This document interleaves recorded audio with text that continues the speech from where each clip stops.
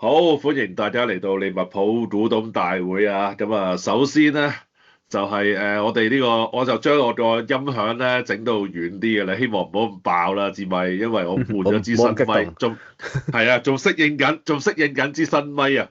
咁啊，將佢推遠少少，希望唔好咁拆，唔好咁爆啦。咁啊，尤其是今集唔會，都應該理論上我哋應該會激動啲噶嘛，係嘛？即係忍咗咁耐，屈咗咁耐嘅嗰啲鬱悶嘅氣，今集用一個即係用今集嚟宣泄一下啦，可以。咁啊，唔講富咸長波住，先講咗啲唔關我哋事嘅先。咁咧呢個禮拜咧，英超其實真係好好睇，真心真係好好睇。咁啊，無論係榜頭定榜尾咧，都係刺激到一個點啊！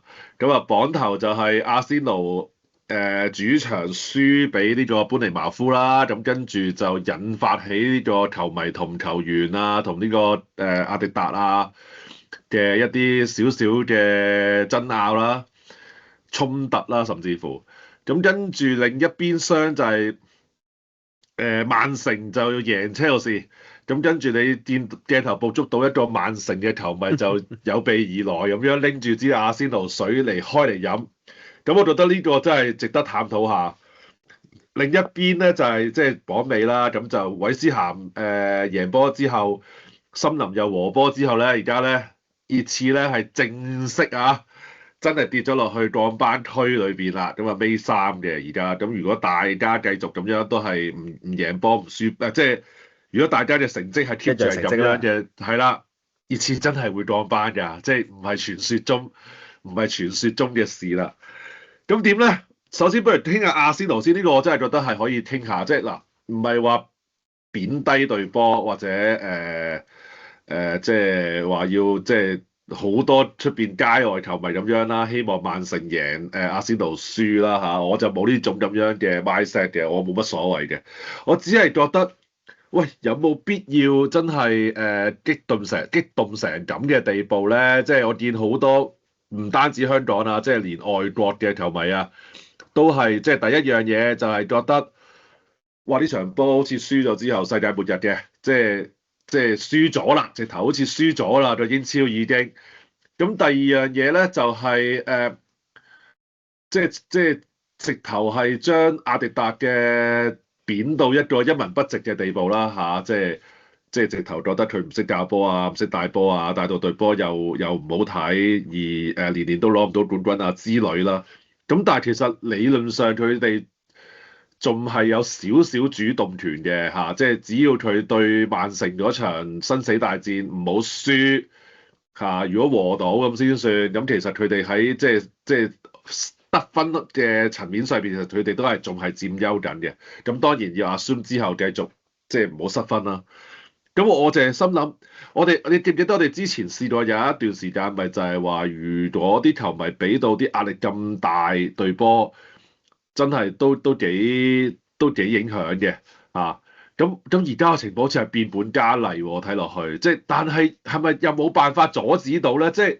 即係冇辦法可以撳到啦，已經係嘛？即係大家嘅期望又好大，又真係落空咗好多年，咁所以一去到而家呢啲咁樣嘅緊張關頭，已經冇辦法可以控制到自己情緒，去俾啲即係正面啲嘅 support 支球隊咧。我呢個睇到有少少，我其實有少少睇到點講啊？又唔可以用傷心嚟形容嘅，但係有少少即係同情啊！我直頭有少少同情喺度啊，已經睇到一個地步。我見到嘅一個位咧，就係、除咗你哋真實球賽發生嘅事咧，就係、social media 上面發生嘅事。講緊唔止係多英國人用嘅 Twitter 啦，唔同嘅 social media 上面都有唔同嘅 influencer 係喜愛呢個抽阿仙奴為樂，仲要咧係呢件事係變成咗即係我講緊已經唔係話我係佢 hater 啊或者乜嘢我要將佢做低啊，而係成件事係變咗真係令到嗰個理論咧，就係話呢個世界已經多過18% 嘅人去做同一件事咧，係全世界一齊去做緊同一件事。嗰個嘅外圍壓力咧，再配合埋而家嘅球員係成日都會玩 social media，佢哋係無可避免地一定見到呢件事，感受到呢件事。咁無論場外同場內加埋一齊，我覺得阿仙奴係喺 social media 最發達入面最一個 typical 嘅 case，我覺得佢哋將會成為一個 case study。無論佢最後咩成績都好，佢哋受到嗰個網絡我唔可以講話係欺凌，但係嗰個網絡嘅壓力係應該史無前例地高啊！真係喎，以前曼聯都唔會咩啊？以前雖然話19隊都想你乜乜想你乜乜，但係以前冇咁發達啊，以前唔會有咁多 content 去做出嚟啊。而家好即係你講得啱，係有部分嘅同情喺度嘅，係啦。佢而家咧，其實即係非阿仙奴球迷當然會有，我諗佔都大部分都幾多部分都係睇食花生嘅啫嘛，即係睇下你咁樣你都跌翻出嚟，定睇下點先咁樣。咁你而家就係影響到其實真係阿仙奴球迷咧，其實個心都好似腹背受敵啊！即係自己對波又唔爭氣，但係咧上網又見到人哋串自己，你又冇嘢好搏，又搏唔到喎，即係嗰種感覺啊！即係我見到其實啲球迷其實阿仙奴球迷其實而家係一個好無助嘅位嘅。雖然分數上你而家係 lead 住喎，係咪先？但係你又明知道曼城真係唔係講笑噶嘛？佢贏翻嗰兩場又有幾難啦，佢都仲要嚟緊嗰場仲要主場對你添。咁個情況就係，亦都睇到個位就係，啲人開始好質疑阿迪達。其實每一年個 plan 就可能用咗頭半季去衝咗一段之後，跟住後嗰段咧，佢冇第二個 plan。即係例如可能今季其實大家都可能講佢啲國球，其實一路繼承到落嚟都係用嗰招，用到頭半季啲死球去到啦。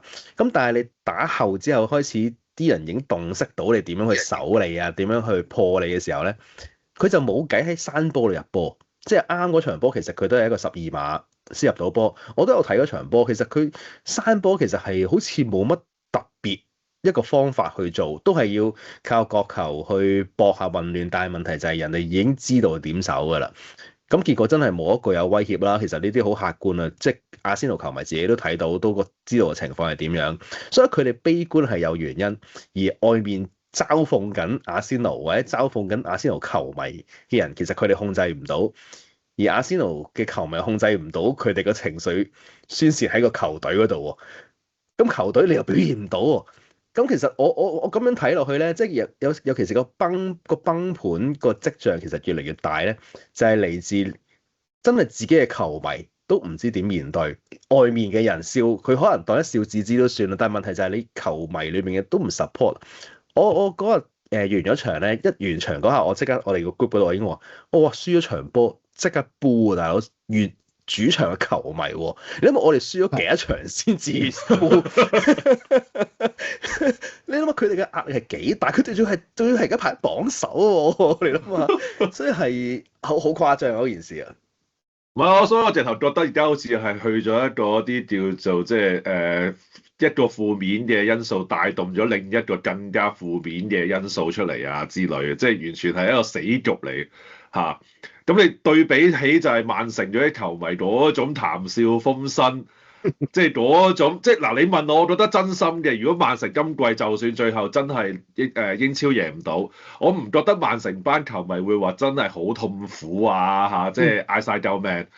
咁而跟住佢而家就好似陷喺一個不敗嘅情況之下，即係去玩敵喎。即係我唔係講緊卓基嗰種玩敵喎，我係真係覺得直頭班球迷都喺度玩敵喎。即係嗱，哥迪奧拿不斷玩心理戰，大家睇到啦。咁跟住班球迷係好熱情咁樣喺度助攻啦，即係好輕鬆地好談笑風生地喺度助攻啦。嗰啲即係飲阿仙奴水嗰啲咁樣嘅嘲諷嘅畫面啊〜即係我覺得真係會幾大殺傷力，而變咗阿仙奴球，我睇咗般尼茅夫對即係阿仙奴嗰場波之後，我第一個感覺就係真係覺得，喂，阿仙奴班球員啊，即係唔係話淨係佢哋自己身體上邊嗰種攰啊，或者即係戰術上邊執行得唔好啊，諸如此類嘅。我心裏邊覺得最大問題係佢哋真係好驚啊！即係好驚失咗個波啦好驚即係自己做錯啦，咁就。所以變咗係完全打唔翻自己應有水平出嚟啦。咁喺自己主場都咁樣輸一場，就俾球迷咁樣噓法咧。咁我就唔知道最後帶動出嚟係會係即係有種支持近乎勇嘅即係反彈啦，定係直頭有種心灰意冷嘅嗰啲咁樣嘅效果啦。咁呢個真係睇睇嗰個即係管理層點樣去打，即係點樣去捉翻呢班球員啦。但係我心裏邊係更加確切咁樣去，我自己打純粹自己立場啫。我係更加說服自己，就算我幾失望、幾傷心、睇波幾難過都好，都盡量唔好咯。即係我會建議自己啦，至少盡量唔好流露咁負面啦。即係今季唔得，下季咯，下季唔得再下季咯。咁當然你可能會話，喂，阿仙奴班球迷等咗好多年咯。喂，我哋都等咗好多年㗎，其實都曾經試過。咁我希望自己 keep 到自己呢個 mind 啦，即係自己 keep 到自己，唔好話一輸一少少就發癲咁樣啦。我希望自己。其實佢哋嚟緊呢個禮拜都好忐忑㗎。你諗下歐聯佢贏緊一粒啫嘛，你冇得唔出盡力㗎喎。其實你即係隨時一個閃失。嗰度支咗，跟住下一場你又聯賽對曼城都好影響㗎嘛。嗱，其實阿仙奴個底而家唔即係啲球員個底唔係好厚㗎咋，其實即係都我為之叫做普通㗎咋，即係唔係話全部 full team 喺度啦。咁其實我覺得佢可能有機會要作取捨㗎喎，甚至乎留一留力嘅話咧，真係都有啲危險㗎。佢嚟緊呢個禮拜，即係。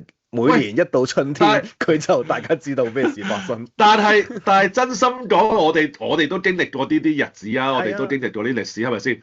通常去到呢個時間就唔係同你講咩體能啊、戰術啊，唔係講呢啲嘢㗎啦。其實係講個意志力㗎啫嘛。而家其實最緊要就係俾信心呢班人去場場都要搏㗎啦，即係冇得話我今場唞下場你。係咪先？冇啊！我哋以前我哋都試過㗎嘛，真係去到同曼城練最後嗰段直路嘅時候，就場場都禮真㗎啦，場場都搏命係用意志力嚟冚㗎啦。而家嘅問題就係，我覺得你而家摧毀緊啲球員嘅意志啊！我覺得呢個好大件事啊。同埋有樣嘢，我想講咧，就係記唔記得早幾輪即係國際賽之前，白禮頓個領隊咧。係好嬲同埋好唔中意，即係阿仙奴嗰種叫做國球啊，同埋嘥時間嘅戰術嘅。雖然有好多球迷會幫口話，其實嗰個時間啊，客觀上佢唔係最長啊，等等等等咁樣嘅一啲數據啦。但係令到一個球圈裡面嘅一個領隊去咁樣發脾氣話，其實咧。唔只代表佢㗎啦，我覺得球圈入面，即係講緊英超其他隊入面嘅咧，真係唔少人係睇唔過眼佢哋呢種打法。咁即係話，連對手都有額外嘅動力去想搞一搞你咧，佢哋真係唔止腹背受敵啦，連對手都有多咗個動力去搞你。跟住360度受敵，情願唔打歐聯我都要你。冇錯，史普廷有動力，曼城有動力，後面啲球隊都有動力。佢哋而家好，佢個悲觀個位就係咁啦，就係樣樣嘢都覺得有問題。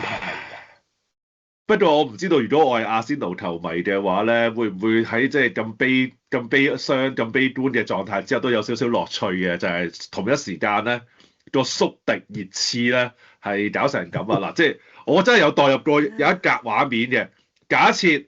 我哋爭冠軍，但係即係俾曼城窮追不捨嚇，而同一時間曼聯係有可能降班嘅，咁先算。咁究竟我可唔可以 balance 翻個情緒咧，令到自己冇咁難過咧？我覺得係應該可以嘅。即係如果有朝一日我見到曼聯跌到落去一個咁慘烈嘅狀況咧，我諗點都應該有少少興奮喺度嘅。咁啊，喂，熱刺真係有機會喎！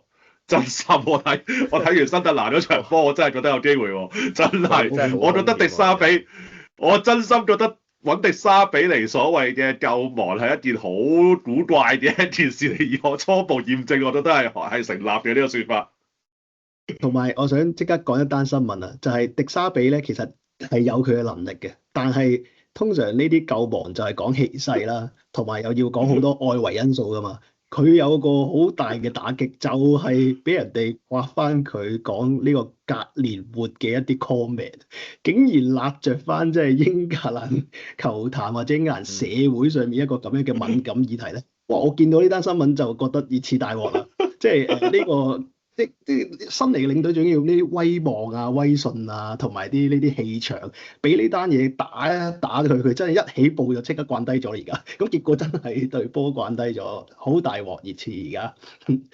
有冇睇過賠率啊？係真係我想講佢運都冇埋啦，即係其實呢球折射波啦，跟住你而家羅美路就收埋 lift 添啦，定係隊長都冇埋啦，啊點搞咧佢？即係嗱，但係有即係我哋啲食花生嗰啲就會睇啦，即係阿仙奴就會笑，可能笑下熱刺啦，但係其實我睇到有兩個 post 都好笑，就係講話阿仙奴輸咗球波係由呢個前熱刺球員射入噶嘛。即係話啊，喂啊！你嗰個英超夢啊，跟住下面啲 comment，你顧掂自己先啦，你下年你誒真係爭英冠啊！你真係講咁多咁啊！即係其實兩邊都係揾緊呢啲心理出口喺度自娛下。不過講真，如果真係俾我哋今季見到熱刺降班咧，我係真係覺得呢一件事都幾大嘅 indicator 嚟嘅。即係曾幾何時，我哋會認為英超 Big Six 咧都冇乜可能會降到班㗎嘛，因為你始終嗰個財力爭咁遠，咁你即係喂，真係爛船都有三根釘啦嚇，咁你總同啲升班馬比啊咁樣，其實真係爭緊好遠距離㗎嘛，但係原來喺不知不覺間咧，個距離真係縮到好近嘅，真係。即係當你有一件事逆轉咗之後，諗唔翻正咧，其實係可以真係唔係話要落好多就已經會陷到咁樣嘅漩渦裏邊。其實可能你係跌少少嘅啫，因為你譬如新特蘭咁先算，咁你升班買中晒啲人嚇，喂真係其實係可以去到中上游嘅喎，個能力上邊。咁你熱刺。而家當然你話佢即係嗰個球員質素咁，梗係唔會係去到降班咁樣嘅程度啦。但係只係其實幾樣嘢啫。第一傷兵嚇，第二即係換咗領隊，你唔信咗領隊又再換又換錯，諸如此類。跟住你要分心歐聯，諸如此類，加埋啲因素，喂原來真係可以嘅喎。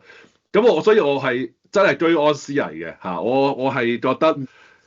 希望我有生之年會見到利物浦有咁樣嘅一日啊！即係其實漩渦係啦，至少係啦。即係譬如我哋當日學神之亂嘅時候，咁你話係咪好驚？其實又唔係話真係好驚。即係季初嚇好差，咁跟住其實之後慢慢都 pick up 翻，都去翻一個即係正常啲嘅情況啦嚇。咁但係講緊學神之亂係都成10幾年前㗎咯喎，10幾年前個英超嗰個水平同而家嘅英超水平其實真係爭好遠。即係假設如果有一朝我哋遇到類似嘅情況，一個小小嘅學神之亂咁先算，會唔會仲係可以真係一換咗個杜格利樹上去就可以立即止血上翻去咧，而唔需要？即係喺榜尾咁樣掙扎咁長時間咧，而家我覺得係有好大難度嘅嚇，因為你諗下，其實上年嘅曼聯、上年嘅熱刺、今年嘅熱刺，其實唔係已經已經唔係一個話好異常嘅狀態啦，其實已經係一個好容易會發生嘅狀態啊，咁所以。即係希望祝福啊！即係互相打氣、互相支持啊！即係有生之年唔好再見到呢啲咁樣嘅情況發生喺我哋隊波身上啦！真係可以嚴重過學神之亂好多倍㗎！而家如果再發生啲咁樣事，冇錯。而家球員能力已經唔係一隊波嘅優勢。而家有能力嘅球隊，只要文化啦，只要個架構啦，只要有好多外憂內患咧，就會打得差。其實呢個情況英超已經持續咗2-3季啦，只不過係升班馬太渣啫嘛，即係而家升班馬勁埋先出現咗呢一係啊紅燈啊，咁相信我哋英超其他球隊都會繼續有呢個競爭力㗎啦，所以咧都反映咗一樣嘢，等陣我哋講利物浦對富咸場波都緊要，你睇下一班有心有向心力。團結嘅球員咧，打出嚟嘅表現真係爭好遠㗎，所以咧，我覺得我哋利物浦嘅未來係應該要繼續把握翻或者發揮翻我哋以前咁多年嚟嘅好同埋優點，就係應該要團結同埋應該要係有士氣同埋大家真係 You will never walk alone 由球迷同球員同埋球會都應該繼續做落去。唉，所以希望盡量我哋保持住呢個咁樣嘅態度啦嚇，唔好俾壓力呢個個即係係咪希望喺我哋鞭策啦嚇，即係希望係有種適度嘅壓力鞭策係要嘅，係啦。適度嘅壓力啦，但係就唔好去到一個地步係真係變成咗一種殺傷力啦嚇，即係有少少似騎馬嚇，即係你打兩邊嚇，令到隻馬快啲係正常嘅騎師所為，但係打到隻馬死咗咁樣，即係咁你就過唔到終點咧，咁啊個騎師都要受罰啦嚇，不單止嗰隻馬過唔到終點咁簡單啦。咁啊，喂，呢個禮拜對富咸場波，我哋有士氣有向心力，最主要嘅原因會唔會都關呢個羅伯臣都宣布咗季尾離隊有關咧？係咯，啱咁上個禮拜錄完音，係啊即刻就係啦，即刻就嚟。咁就喂好啦，羅伯臣咧，咁就你問我，當然係我真係覺得預咗嘅嚇，即係唔好話球會俾唔俾張約羅伯臣啦，咁就算俾我都相信羅伯臣都應該會考慮走多過留嘅嚇，咁就而家即係咁樣走法，亦都即係好光榮咁樣走啊嚇，亦都係即係佢中意去邊又去邊，又唔需要賣你走，又有一個好相信會同沙拿一齊有一個好莊嚴嘅一個告別儀式啦嚇，殺科嗰場，咁亦都唔差。咁但係當然都梗係有啲唔捨得啦。對於羅伯臣呢個球員，咁我自己最記得就係、或者我最大感慨一樣嘢就係、即係曾幾何時咧，我哋隊波咧係專門喺啲護級隊啊，或者啲免簽嗰度咧揾寶藏嘅嚇，即係馬迪普啦嚇。羅伯臣啦、韋拿杜姆啦，咁都係一啲即係名不唔可以話好出名、好大名嘅球員啦，至少嚇。Even 你問我，就算沙拿文尼嚇、費明路都唔係嗰啲或者係好大名嘅球員過嚟啦。咁但係就慢慢就係揀啱晒呢啲砌圖嘅一塊塊咁樣就砌靚晒。咁啊結果再打多兩針，整咗阿雲迪克同埋艾利臣兩大名牌落嚟之後咧。咁就構成咗一隊真係算做即係歐洲頂尖嘅球隊啦嚇，算做歐洲頂尖啦，係咯。咁但係個問題就係羅伯臣都走啦，會唔會都奠定咗我哋下一步嘅世界就係唔會再太多類似嘅呢一啲咁樣嘅收購咧？點解咁講咧？就係我哋上季咪嗱，即係我哋用咗好多錢買伊薩同埋域斯啦。咁我當佢哋係艾利臣同雲迪克咁樣嘅狀態嘅加盟啦。咁但係我哋最後買左閘右閘咧，如果按照我哋以前嘅作風咧，就係會揀啲即係可能唔係太大名嘅球員㗎嘛嚇。咁但係最後我哋唔係嘅，我哋揀咗係費林邦，就其實係利華古遜不敗嗰隊嘅精選。咁啊，卡卡斯就係英超最強左閘添，以呢個名而加盟嘅。咁好似係咪我哋已經變成咗有少少搖身一變嚇，變成咗一支名牌球隊啦？我哋真係唔再係羅伯臣入，即係買羅伯臣年代嗰種嚇去，即係去一啲名不見經傳嘅地方去揾寶物啊，去啲 A 貨啊、山寨廠啊，即係嗰類啊，即係 vintage 或者嗰啲去揾。跳蚤市場係啦，去跳蚤市場揾啲靚嘢，係咪咧？就係我哋以後都應該唔會再出現，譬如米拿啊、馬迪普啊、羅伯臣啊呢啲，令到我哋覺得哇，真係大開眼界喎！即係咁都俾你揾到嘅呢一類型嘅球員咧。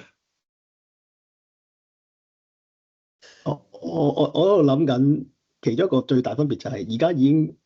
稍為有能力嘅球員都上到2000萬啦，即係嗰個通脹同埋嗰個物價已經係細。我頭先聽你講，我覺得其實費林邦已經算係一個抵買之選啦，就係因為一個關鍵就係 release clause 啊，所以我哋可能未來咧所謂嘅好貨或者好球員或者一啲叫做眼光獨到咧，係要揾啲專有 release clause 嘅球員，專要睺即係要睺麥卡里士打嗰類係嘛？係啦。麥卡啦，費林邦，其實蘇寶6000萬都係一個 release clause 收購嚟嘅。好㗎，即係我覺得我哋都相對都認知到 FSG 本身佢嗰個點樣使錢啊，即係啱啱個季其實係真係萬中無一㗎嘛。咁我哋即係我預計到，即係上集都有講到，我預計到嚟緊今年都唔會再咁樣狂使錢法㗎啦，盲目地應該會即係審慎翻，甚至乎可能即係個 budget 好少，即係真係反而變咗今季真係有機會可能係尋寶咯。即係當然睇下我哋最後即係個歐聯資格得唔得啦，即係呢個都好大影響啦。咁但係就算得嘅話咧，我都覺得係會係用翻尋寶嘅情況，即係可能嗱，即係唔會再係嗰啲600-700萬嗰啲㗎啦。即係我諗我哋都會秒啦，600-700萬得唔得㗎？即係如果你當年羅拔臣有冇秒咧？講真，你有冇秒過羅拔臣咧？真係，我幻想裏邊係，我諗應該一定有啲球迷係秒呢個收購噶嘛，係嘛？即係哇後醒，嗰時想要貝查特噶嘛，修咸頓啊嘛，即係嗰時我諗大部分啲人都係覺得哇，梗係貝查特勁啲啦，點會係羅拔臣㗎咁樣噶嘛？未聽過呢度後醒咩嚟㗎？咁樣㗎嘛係。係啊，當年摩蘭奴幾得 fans 歡心嘅，即係大家都想佢咧。自從佢入咗球18入波之後咧，成日想佢慢慢上嘅，所以大家對羅伯臣個定位係一個好後備，令到摩蘭奴慢慢成長咁樣嘅。咁結果都係一上就已經調轉咗啦個世界。咁當然啦，摩蘭奴真係有好多太多令人嘔血嘅場面嘅，大家都即係一半啦。有啲就好中意，有啲就真係好唔中意嘅。但係羅伯臣嗰時諗嚟啊，是但啦。喺個降班隊，即係嗰啲即係叫護級分子嗰堆度揾一個翻嚟，都係頂住嘅啫。其實你諗下嗰時沙拿我哋都唔識啦，淨係覺得係車路士嘅氣象添啦。即係呢啲嗰個年代就好唔同啦。而家就係即係我哋個胃口大咗啦。你而家再傳呢啲咧，即係其實我哋大家都會覺得哇，呢個價錢得唔得㗎？正嗱，呢個就係正我想 remind，至少 remind 你同我嘅一件事啦，就係我哋真係唔好再睇名氣啊、價錢啊嗰啲嘢。羅拔臣其實就係一個好 typical 嘅例子，就係真係可以係咪啊？即係唔出名平，但係喂，即係嗰個真係超值嘅程度係嚇死你啦，係咪先？但係我哋即係其實你等於喺白禮頓咧，佢哋簽翻嚟嗰啲第一手嗰啲咧，全部都唔係貴噶嘛，但佢轉手就全部都好勁噶嘛。我哋做唔到，所以就係啦，我就係希望即係嗱，我覺得近呢幾季裏邊，其實我哋都即係都好勁嘅，真心。即係撇除咗今季買即係咁多用咁多錢啦，又或者再推前少少，譬如戴亞斯或者係紐尼斯。咁都係，其實都相對上係高價嘅嚇，至少都係有人爭先啦，係咪？咁但係再數少少，譬如頭先講麥卡蘇寶用 release cost 喺一個算平嘅價錢裏邊買到好嘢，再加埋嗰季，其實我覺得而家諗翻轉頭最勁，其實係加分比啊嘛，即係咁後生嚇，即係喺拜仁可以刮到個咁樣嘅寶軍人嚇，係啦，咁啊再加埋當屆。即係輾轉之下買到 Endo， 其實 Endo 個情況有少少似即係羅拔臣啦嚇，即係都係名不見經傳啦。某程度上雖然係日本隊長啫嚇，咁但係亦都可能我哋當佢係後備嚇，咁但係最後出嚟個效果亦都唔差。咁所以我心裏邊其實最想透過羅拔臣嘅即係告別，我想提醒自己多一次就係、唔好見到話，喂，哇買域斯買伊薩，尤其是伊薩呢一類啊，即係貴冇買錯，係跟住就到心紅啦，真係就覺得哇嗰啲護級隊啊、降班隊啊，算吧啦嚇，聽都未聽過就算吧啦，望都唔望，唔係嘅，真係唔係嘅，即係其實係好球員咧就莫問出處，係咪？伊基特基我咪錯咗啦，我而家我真係識佢嘅認真。仲要咁貴，咁所以係啦，不過講真，你話去翻羅拔臣年代幾百萬可以買到一個球員咧，就算啦。呢個我覺得真係冇乜可能㗎啦。即係學阿 Harvey 話齋，有四肢健全嘅都過2000啦，而家係咪？即係咁，所以所以呢個季尾咧，我哋就而家好依賴阿朱嘅設計奇才啦。一方左手要揸住沙拿，右手要揸住羅拔臣啊。咁啊都唔知仲有冇第三個啊？因為江湖上都好多傳聞啊，即係艾利臣啦嚇。雖然續咗約嚇，咁Endo 究竟會唔會留啦？居迪斯宗斯啦，祖高美斯啦，諸如此類，究竟會唔會再有多啲即係其他舊一輩嘅球員會離隊咧？都未知。咁但係你快啲搞掂你啲旗啦嚇！而家至少左右手都已經有嘢揸住。主場剩翻唔係好多波嘅。咪咯，唉，即係點啊？我哋嗰個一代歲月都真係要告別噶咯喎嚇！而家即係牌面上就係得翻雲迪克同艾利臣就係當日嘅正選，而當日嘅後生仔居迪斯宗斯咧，已經幾乎已經變咗做一個中坑咁樣嘅造型㗎啦，而家咁跟住仲有祖高美斯就係即係我哋年資服務年金服務年期最長嘅球員，剩翻呢4個啦，咁接受係嘛要？接受啦，接受啊！唉，時代啦，真係過咗。仲要接受埋我哋即係個管理層嗰個打法，即係不過真係季尾唔知咩事啊！即係太多嘅變化。而家我哋已經喺動盪嘅一年接受咗唔止球員嘅變化，而係個結構同埋文化嘅變化。咁但係呢個變化會唔會俾人殺停咧？呢個就係我哋季尾再傾啦，係啦。呢個真係因為又係啦。因為其實即係羅拔臣啊、沙拿啊，已經服務咗9年啊，即係我覺得9年係一個非常之長嘅時期喺個足球世界裏邊，所以其實我絕對接受㗎，即係最緊要就係你走嗰時好唔好睇，我覺得佢哋而家兩個係提早講定咧，即係去到最尾嗰場，大家都有一個好靚嘅 farewell，好過去到季尾完咗，大家曲終人散先黯然離開咧。咁我就覺得係爭啲嘅，即係等於軒達臣咁樣，其實佢應該係要有一個嗰類型嘅 farewell 㗎。你就帶起咗我最想講一樣嘢，我直頭有個天馬行空嘅奇想啊！就嗰場波。你係啦，因為佢真係好特別，就係喺賓福特嚟，即係殺科戰就係對賓福特嘅。咁軒達臣咧就理論上應該會代表賓福特嚟到晏菲路嘅。其實有冇可能，我哋如果譬如除咗攞住沙拿同埋呢個羅拔臣嘅旗之外，攞埋軒達臣出嚟，會唔會有啲過分？定係都係一件幾恰可嘅事咧？甚至乎再癲啲，其實球會可唔可以補辦翻一個 farewell 軒達臣嘅？其實我覺得有機會㗎，係咪先？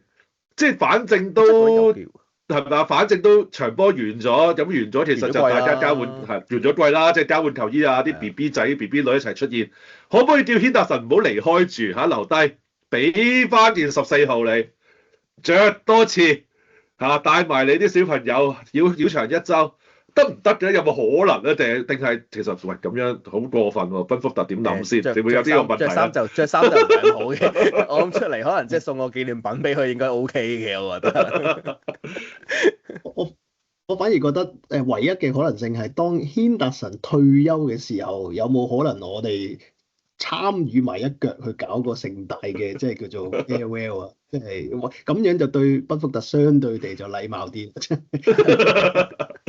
定係點啊？就係球會唔做，我哋自己做啊！嗱，阿朱你整多張軒達臣嘅旗，跟住咧我哋帶入去掟落去俾軒達臣，好似當日我哋掟俾巴特利咁樣，希望掟得中嘅，跟住希望軒達臣拎翻出嚟，等佢感動一下，冇忘記佢啊！我哋嚇，即係雖然都隔咗好幾年啦，但係冇忘記佢，佢會都轉咗3次啦，即係轉咗第3個球會啦，但係我哋都冇忘記你，我哋都冇忘記你嘅。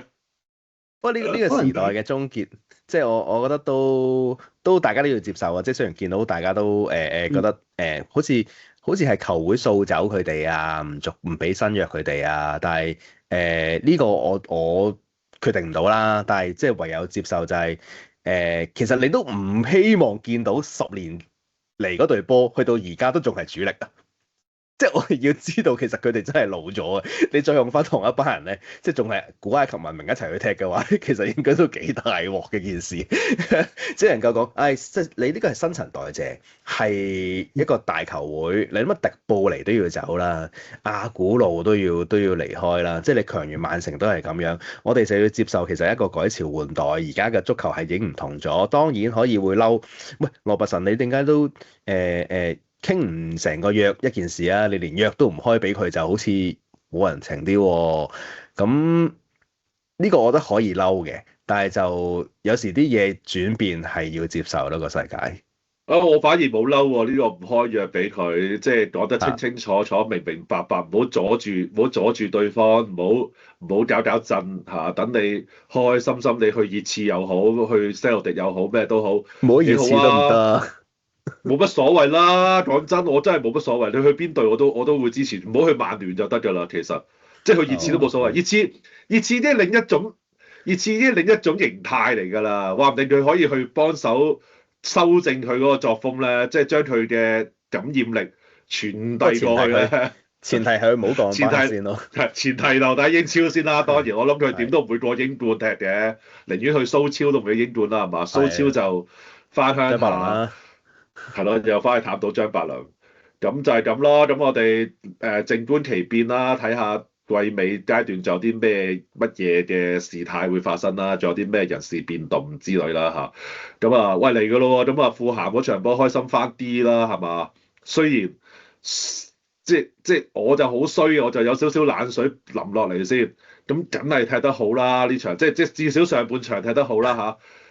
咁但係我真係成日都諗，喂，富咸係一隊咩波咧？富咸咧就係一隊咧，收夠籌完成任務之後咧，到季尾咧就會自動熄火嘅一隊波嚟嘅。咁呢一場波，我覺得佢有少少熄咗火㗎啦，即唔係最強，唔係最有戰意嗰隊富咸嚟嘅。咁但係都 OK，都至少都贏，同埋都有說服力嘅贏得。咁我就好開心啦，因為即係好耐隔咗一段時間入場，感受翻贏波嘅氣氛而迎接歐聯係一件唔錯嘅事嚟嘅 timing 幾好。因為其實呢個4月，我哋曾經有幻想過 worst 起上嚟係全敗㗎嘛，一直都可以一場都贏唔到嚇，一嘢踩落去實咁，至少而家比起我哋最 worst 嘅打算好啲先啦，至少真係。如果呢場波我哋拉闊咁睇咧，我想講其實富咸都有一段係幾有威脅嘅反攻嘅。咁但係咧，我想啱啱阿傑你提出嗰樣嘢就係富咸都有揸流灘嘅時候，或者我哋所以相對地好啦。我想比較一樣嘢就係我哋對加拉塔沙雷贏4-0咧，都清風送爽噶嘛，即係好順利噶嘛。咁但係呢場波比起加拉塔沙雷嘅時候咧，啲球員之間嘅配合啦，球員嘅動力啊，尤其某幾位特別驚嘅，擔心佢哋會甩碌嘅球員咧，即係干拿迪啊，我開名啦，干拿迪打得特別好咧，我就真係覺得佢哋有種點講咧，有種特別啊！呢隊波唔知點解係咪做咗啲某啲儀式咧？即係真係可能真係關羅拔臣事。我覺得羅拔臣就宣佈咗個。都係打雞血咁樣啦。佢攞咗支咪啊，即係佢攞咗支咪啊，就係話大家為我淨係聽，為我係啦，雲迪為咗我係啦，我真係覺得羅拔臣做得出㗎。跟住然後就團結翻，呢個係我好浪漫嘅幻想，大家唔知點解。我難得正選啊，保住個 clean sheet。唔係，因為其實一場波咧，即係我哋可以直接講一場波啦。我覺得睇一樣嘢就係，即係首先羅拔臣係即係發表咗離隊宣言之後嘅第一次正選啦。哇，佢都打得幾進取㗎喎，佢係內攝入去禁區起腳啦，或者可能去到禁區裡面嘅畫面都好幾次喎，即係唔係話間時佢可能挨住個邊線做 overlap 啊，或者幫波啊、拉後啊。都特別用心踢呢場波喎，唔關事，最主要係因為佢今次前邊嗰個唔需要佢幫啦嘛，已經佢咪可以咩咯？我唔準你咁講嗱，其實嗱佢同你想講嗰個咧，其實佢哋應該好夾嘅本身，應該呢個反而仲夾噶嘛，冇咗佢咧，反而就係咁佢入咗去起腳喎，成件事好 freestyle 啊，好似呢場波啦，就俾你去玩啦，俾你帶動隊波啦，咁結果就係令到好似身邊啲人都唔敢揸流灘啊，即係都覺得哇大佬都嚟了喎，咁我哋都要一齊做一件事啦，咁所以係上半場我係覺得咦〜即係好難得地，我哋可以睇得好安心，又好似冇乜特別嘢去挑剔嘅一個上半場啦，咁樣咯。係我諗個焦點就一定係喺 Rio 身上㗎啦嚇，即係我諗 Rio 嗰個 potential 究竟去到有幾高咧？呢一刻咧就真係答你唔到。我心裏邊直頭係，我直頭就真係有，我喺心裏邊真係有幻想咧，就係如果你話呢一隊波裏邊呢一刻要抽一個出嚟，咦將來係會有可能做到金球獎得主嘅。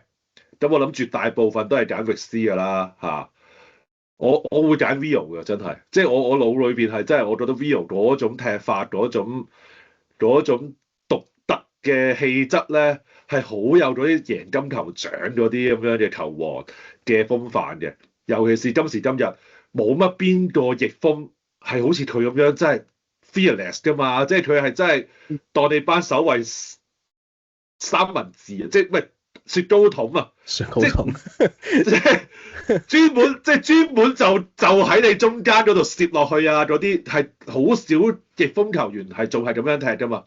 而家呢一代好多都係教到好道估都冇佢咁，我覺得道估冇佢咁靈活咯。道估冇咁花巧添，冇硬橋硬馬。即係我覺得而家好多都係教育到就係 OK 去唔到咪回翻後咯，至少唔好斷個球員啦，個內下整體啦。咁但係而家就係我哋出咗一個真係下下都可以自己用佢嘅方法去揾到啲空間嘅球員，咁呢個係好難得。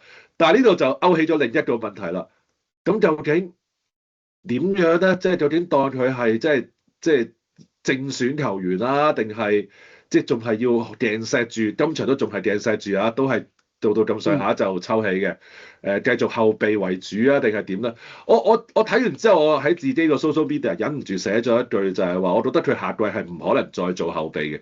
嗰個原因唔係話佢能力上邊唔可以再做後備嘅，而係如果你再將呢個咁樣球員放落去後備咧，我都幾肯定佢真係睬你都傻啊！即係唔會續約，一完約即撇嚇，去揾一個可以真係做正選。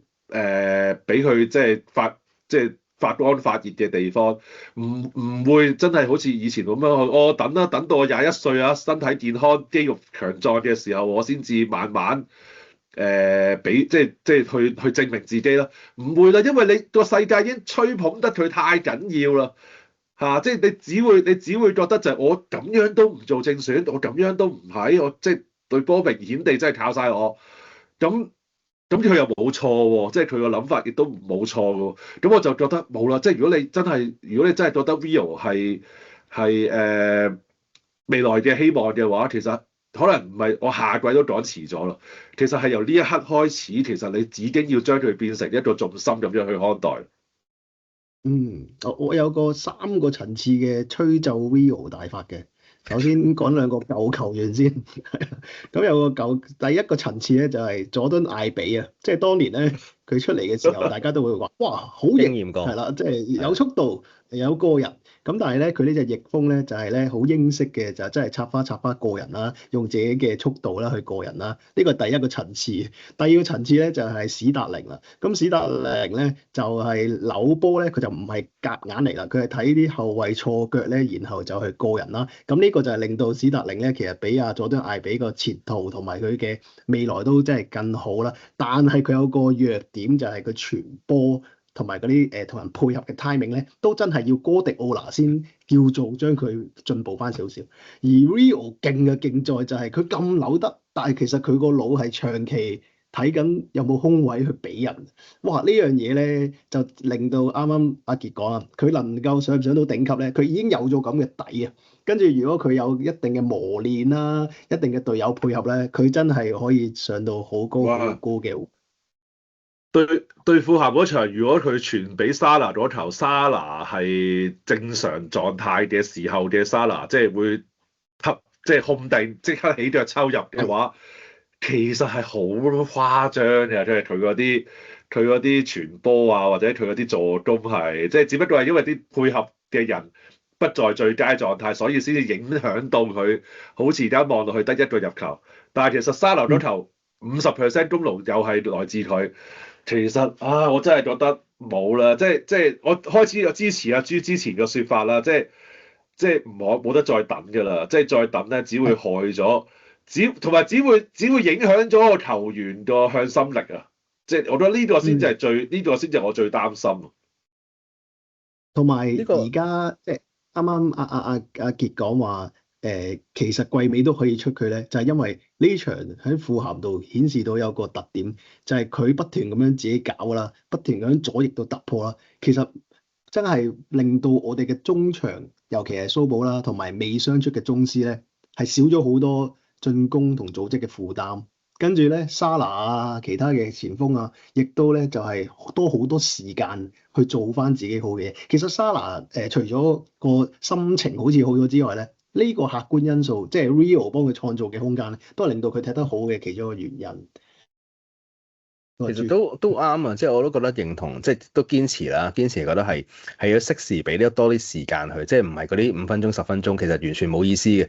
即係你嗰10分鐘，其實當然梗係唔會對佢有啲咩成長嘅影響啦。咁但係問題係你40分鐘、30分鐘係咪真係咁大問題咧？咁我覺得我希望唔係淨係得佢哋可能覺得聯賽唔係太點講，個 focus 唔係太喺呢度啊，所以先有機會出啦。即係我期望佢嚟緊歐聯呢場佢都會用佢嘅，甚至乎正選我都覺得 OK 嘅，希望啦。但係就係要睇下，始終都係睇下 coach 嘅諗法啦。即係你去到呢啲位，其實你係咪應該要真係要俾佢行出去闖咧？定係都係仲係驚佢嘅成長咧？咁其實我諗呢位小朋友其實真係學得阿傑話齋，其實佢冇嘢驚嘅，即係佢唔驚。總之你俾到機會佢，佢就同你衝，佢就同你爆。但係我哋要承受一樣嘢就係，佢要會錯咯，即係佢會有扭失波，佢會控球權會失。我係可以承受嘅，我係覺得史諾未必承受到啫，因為係啦，即係史諾個作風裏邊就係佢要 control 啦嚇，最好就係全部嘢都喺自己掌握之內啦。咁但係 so far 今季你就發現佢嗰套咧就暫時都未 work 噶嘛，control 唔到嚇，俾人 control 嘅啫嘛。咁好啦，而家有一個石頭爆出嚟嘅嚇，佢有齊晒所有食糊嘅因素啦，但係偏嗰樣嘢咧就係同個老細嘅諗法咧背道而馳嘅喎嚇。佢就係最冇辦法 predict 啦，完全冇辦法 control，連羅拔臣都暗搶都笑咗佢一下啦。即係話啲前輩勸佢，即係同佢講叫佢交翻去後邊 overlap 啊之類，佢又唔鬼聽啊，自己兜入去大位射啊，仲入得咁鬼靚啊。跟住但係羅拔臣嗰個説法就係話，所以唔使聽啲前輩講嘢咁多嘅。咁呢句説話其實聽落去幾好笑嚇，呢句説話聽落去幾好笑，但係你將佢套落去咗史諾嗰個理念裏邊咧，就明徹底地就係佢最唔中意嗰一套嚟嘅。哇！所以我呢度我自己係最擔心咯，即係變咗係佢嘅強項，佢嘅特性就係最不受認可嘅嗰一點。咁我就覺得哇，真係浪費咗佢嘅會。呢個就係而家球迷同領隊嘅一個大家唔會理解嘅一個操作咯，即係點解佢唔會用佢，我哋又咁想用佢咧？喂，我哋會覺得佢係會有錯噶啦，會係有唔穩定嘅狀態嘅，可能呢一場打得好好，下一場可能又會係咁甩波。咁但係你要一個青訓，我當佢已經係當係青訓嘅啦，即係一個青訓提拔上嚟嘅一個新仔，大家都希望有一個咁嘅球星係自己培育出嚟嘅時候，咁你一定要係咁樣出噶嘛，你唔會話喂下下踢5分鐘，突然間一嚟就可以天王巨星咩？即係冇噶嘛，即係我哋對上一次可能真係要講翻陳年嘅奧運咯，即係第一腳波就已經入波嗰個年代咧，溫布頓，咁第二季已經爆咗出嚟啦，世界盃添啦，仲踢，咁呢個真係好萬中無一嘅，咁但係佢真係要用佢啊嘛，即係如果你覺得如果你講翻奧運嗰時唔用佢，都係踢5分鐘6分鐘，謝拉特都係啫嘛，謝拉特其實嗰時都係同一樣道理，打右閘出嚟或者打防中，佢係有位有機會俾佢踢先至做到巨星噶嘛，咁我覺得真係都係堅持唔好太過保護而家啲年青球員啦，真係唔同晒嘅。同埋我相信而家嘅運動科學啊，或者可能啲心理嗰啲團隊啊，其實一定會好過舊陣時好多咯。唔係，但係站在嗱，我又即係後兜一兜先，我又明白嘅，即係見過鬼會怕黑呢樣嘢又真係真嘅。我哋啲 track record 真係差到冇朋友嘅，又真係。即係當你望一望巴石迪啊、丹斯啊嗰啲咁樣嘅情況，咁你又真係會覺得又真係丹斯真係要好慘啊！真係。係啦，即係要好好地咁樣去審慎運用應用係合理嘅。所以我希望嘅就係、第一，我希望史諾唔好怕佢，最緊要係即係唔好驚咗呢個人。如果你驚咗呢個人咁就死啦！即係所有你最重要嘅賽事一定唔會夠膽用佢嘅。咁我覺得先唔好驚先，雖然佢嘅特性同你嘅理念係有少少違背你唔好似稻草望住阿樂咁樣咯，即係一嘢又已經推開佢。第二樣嘢就係我希望佢揾到一個平衡點啦，即係我唔寄望話，即係我亦都未必係好事。即係一個17歲嘅小朋友，場場踢足90分鐘，一個禮拜踢3場，都未必係好事。梗係唔得啦，但係我希望嘅係真係可以試下俾佢做正選即係出60分鐘，搏60分鐘，係啦。跟住收起先至換加保啊嗰類咁樣嘅，即係成熟啲嘅球員落嚟搏最後嗰段，可能係一個幾好嘅用法嚟啊！你放 Vio 落嚟，你至少有信心，你會扯爆咗對面嘅防守嗰隊，即係扯到佢哋應該散晒啦，至少可以。其實你哋啱啱提咗阿諾呢個名啊，其實阿諾上位高普除咗俾機會佢，最重要係咩咧？就係俾個軒達臣佢啊！即係其實咧唔一定出 Rio 好多分鐘噶，但係你史諾真係要為佢去設計一啲嘢，或者為佢去配合一啲嘅戰術，令到佢發揮到佢咧，咁佢個信心咪會喺度咯。即係唔使90分鐘都咁嘅，但係真係有60分鐘或者40分鐘去做到呢啲嘢咧，Rio 一定會交到功課，就係取爆對方個質。爆咗啦！今次真係即係第一個入波老實講係真係無中生有㗎啦，即係冇位夾硬俾佢咁樣拖出去。咁跟住佢做嗰球傳俾即係加寶嗰球，亦都做得唔差。咁啊都要讚一讚加寶嘅，即係今場算係咁㗎啦，即係搬咗佢去做翻呢個前鋒位，咁其實都做到一個助攻，同埋都 hold 到啲波啊，係咯咁。係啦，6葉前鋒。咁啊，都好似揾到一個定位，好似即係企翻穩少少啦。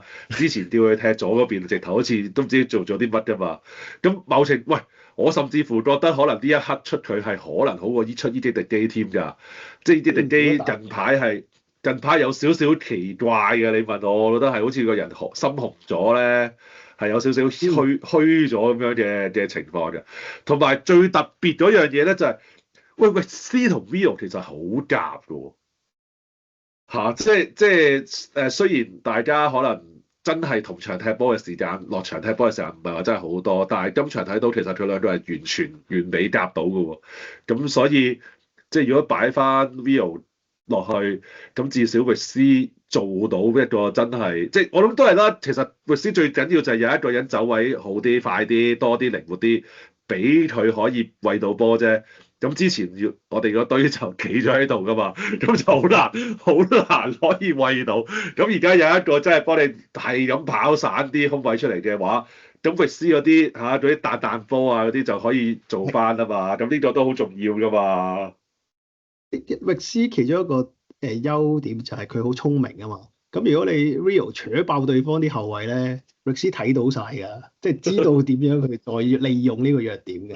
咁但係之前就係冇扯爆對方嘛，我哋之前兩隊亦都翻轉頭喎，咁集都體力充沛咁撞埋嚟咧，搞到真係域斯做唔到嘢㗎。所以而家即係想真係嚟對巴黎呢場波，真係會有啲期待佢有啲變數，有啲變化。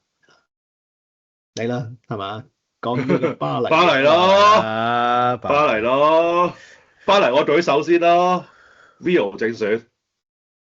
Rio 正選，即係你用翻嗰班即係已經見慣見熟嗰班人咧，巴黎就真係一定知道點樣 mark 你㗎啦嚇。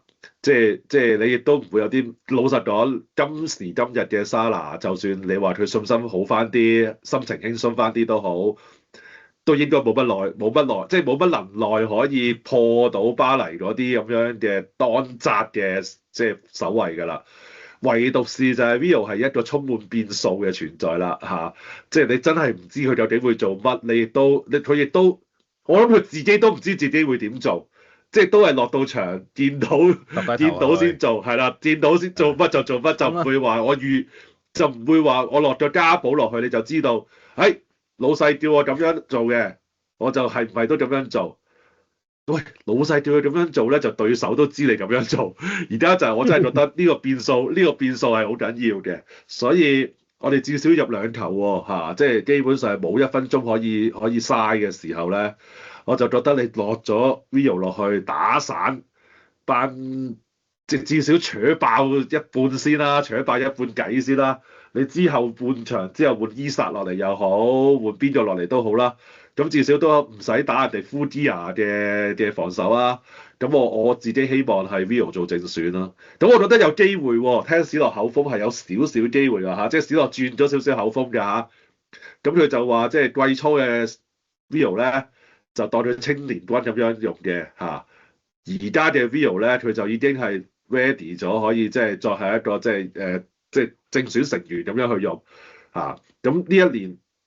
即係聽落去可能你會覺得哇好隱耳喎嚇，原來之前我哋一直都有個咁好嘅球員，你唔用搞到隊波咁弱雞，你先至用佢，好隱耳。但係好客觀、好實際去諗，亦都冇，即係亦都有佢嘅理由喺度嘅。經過咗1年嘅訓練嚇，即係大隻咗，亦都幾明顯地嚇，所有嘢即係傾到成熟咗啲，先至覺得佢係合適。都係一個可以解釋得到嘅理由嚟嘅。咁但係佢既然咁樣講出口，咁即係今次你用佢做正選都好，都係一個理性嘅分析之下嘅結論嚟㗎嘛，唔係話情緒上邊覺得需要用先用㗎嘛。好，我就支持史諾用 Rio 騎兵啊。我即刻我其實支持㗎，但係我咧即刻會進入史諾嘅思路啦，就係好似之前佢賽後講啦，佢話。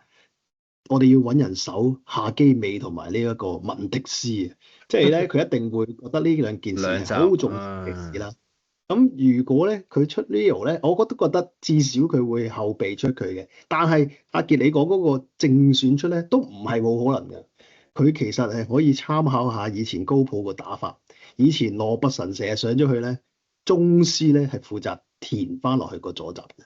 咁即係話，其實我哋係絕對有權出 Rio 做正選，但係你要配翻一個，即係我唔知宗師而家個傷勢如何啦。即係如果一個宗師或者蘇布係有錯咁嘅，有一個體力充沛嘅左中場去負責做翻你講就係去守下基美 overlap 嘅嘢咧。咁你就可以利用到 Rio，呢個就係頭先我所講，史諾真係要用啲心機去設計一啲叫做新嘅陣式，或者一個 Rio 可以發揮到嘅陣式。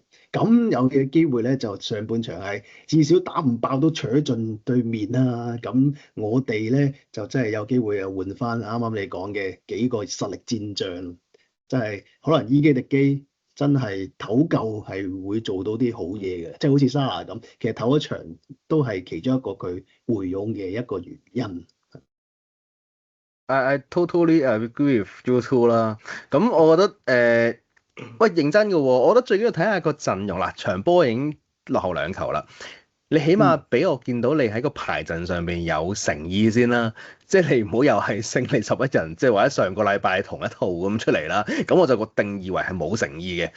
喂，我唔相信即係嗰班人突然間會另一個 form 彈出嚟，而又可以擊敗到人哋啦。係難嘅。而家去到尾啦，其實都係打亂仗，靠啲即係真係神來之筆啦。Rio 其中一個啦，我覺得宗師如果冇傷冇病咧，值得正選添。麥卡值得後備㗎，而家係。所以你要填翻嗰個中堅與防中嘅位置，即係如果佢嚟緊呢場波，佢依然都係想打5個後衞，即係佢如果真係要繼續踢啦，我唔知啊。佢如果假設佢要咁樣踢嘅話，佢兩邊閘唔可以再咁守噶啦，佢真係要經常地出擊嘅時候，咁我覺得個防中位相對地緊要。大佬人哋你諗下上一場幾慘，加個球都可以掟到個直線單刀都咁滯嘅，即係呢啲係好離譜噶嘛，呢啲係你出現咗噶啦，咁所以呢一場波你一定要修正，俾啲感覺我一開波我見到你嘅陣容係你想反撲嘅，係你想平衡翻件事，撥亂反正翻上場嗰個錯失。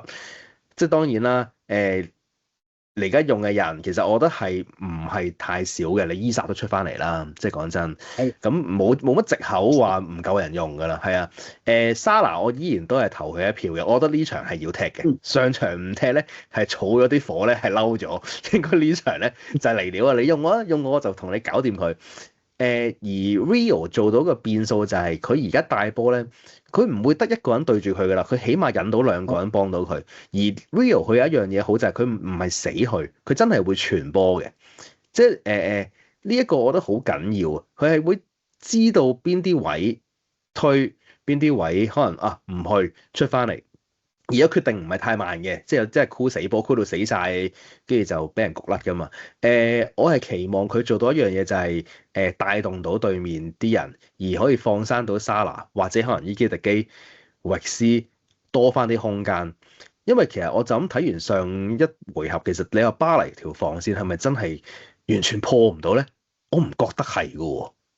即係甚至乎你龍門都已經唔係當拿龍馬啦，即係講真嗰時當拿龍馬你又覺得佢過到去後防過唔到佢啫，我唔覺得太銅牆鐵壁嘅啫喎，而家個巴黎，咁所以期望呢一場波你真係俾啲誠意，我見到你喺個擺陣上邊係有唔同嘅，係有決心嘅，咁我覺得呢件事已經起碼對在場嘅球迷係一個鼓舞嚟㗎啦，即係你就一出嚟。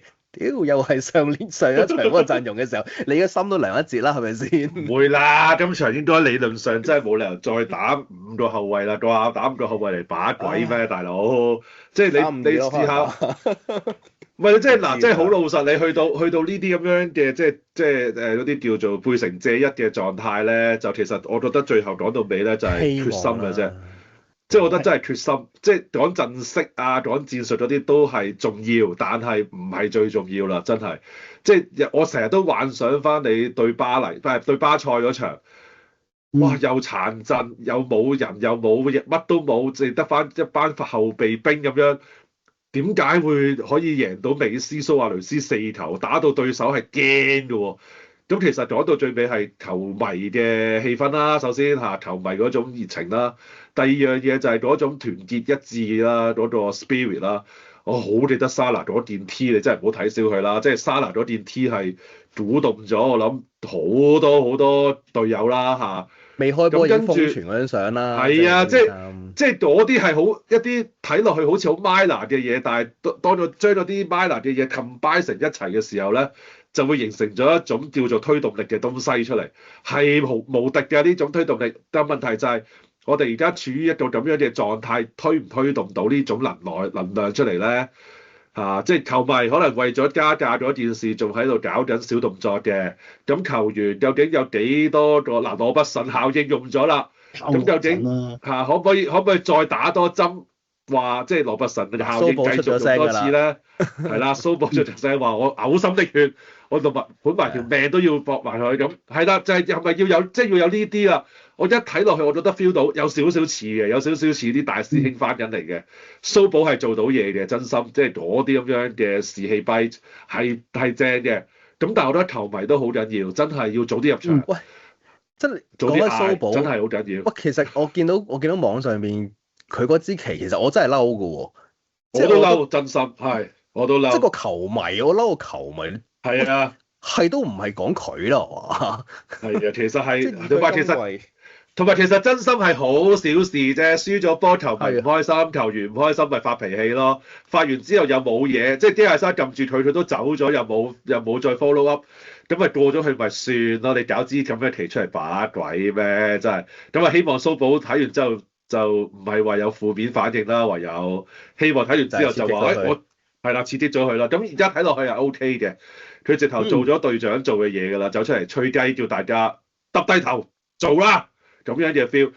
喂，但係我覺得而家問題就係睇落去個陣，我覺得數嚟數去有一個好大嘅一個選擇嘅。嗱，我當係4-3-3先踢翻最傳統嘅，或者係4-3-1-2啦嚇。後邊4個冇得揀㗎啦，卡卡斯、費林邦2個中堅唔使諗㗎啦。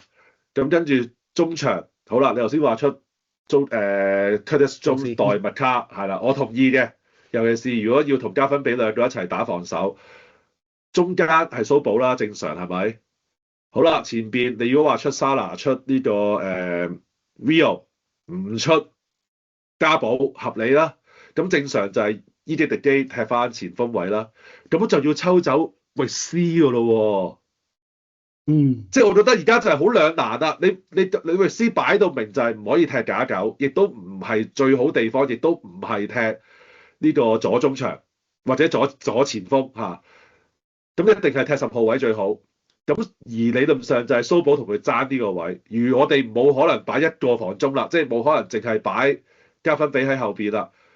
咁其實嚴格上就係域斯同埋蘇堡要2揀1㗎咯喎。如果真係咁樣嘅話，好兩難啊！呢個真係。我反而係覺得蘇堡同埋宗斯要繼續打翻個6號，係加分比同域斯2揀1啊！我有呢個感覺啊！而家加分比但係加分比專登休息咗1個禮拜，休息咗1場波喎。係啊，所以而家咁樣聽落去似域斯真係，即係如果出 Rio 就冇力斯㗎啦。咁咧，所以其實都係幸福嘅煩惱嚟嘅。史落嚟而家有幾束子彈喺手啦，真係你諗清楚，究竟每20分鐘，究竟每一節上半場分幾多節，下半場分幾多節去加力咧？呢啲真係要細細心心諗清楚啦。